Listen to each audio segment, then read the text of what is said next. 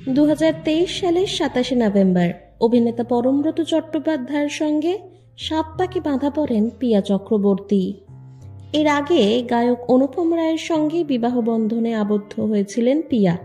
6 বছরের বিবাহিত জীবনের পর 2021 সালে দাম্পত্যের সমাপ্তি ঘটে তাদের।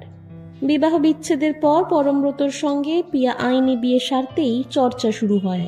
সোশ্যাল মিডিয়ায় পিয়া ও পরমব্রতকে ট্রোল করতে শুরু করেন অনেকে। পিয়া এবং অনুপমের বিবাহ বিচ্ছেদের জন্য বিয়ের পর পরমব্রতকে বউচোর কটাক্ষও শুনতে হয়।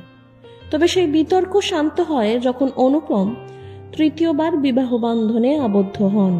তবে এই সবকিছু উপেক্ষা করে চুপ থাকাই শ্রেয় মনে করেছিলেন পরমব্রতর জীবনসঙ্গিনী পিয়া।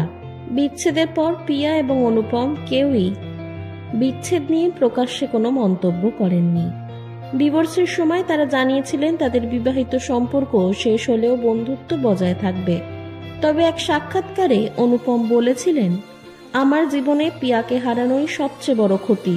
আমার মা বাবা বন্ধু বান্ধব আছে, কিন্তু জীবনের বিশেষ একজন মানুষটাই নেই। 39 বছর বয়সে এরকম বড় কোনো ক্ষতি এর আগে হয়নি। তবে পরমব্রতর সঙ্গে বিয়ের 1 বছর পেরোতে অবশেষে বিচ্ছেদ নিয়ে মুখ খুললেন পিয়া। সম্প্রতি এক podcast show straight up with শ্রীতে পিয়া বলেন, এটা সবাই জানে মনে মনে যে কখনো কোনো একটি কারণেই সম্পর্ক ভাঙে না। নিজের জীবন সম্পর্কে তিনি বলেন, জীবন কোনো পারফরমেন্স নয়, কোনো পরীক্ষা নয়, কোনো ক্রিকেট ম্যাচ নয় যে আমাকে দারুণ পারফর্ম করে দেখাতে হবে। এটা জীবন, আমি তেমন ভাবেই নেব যেমন ভাবে আমার কাছে আসছে।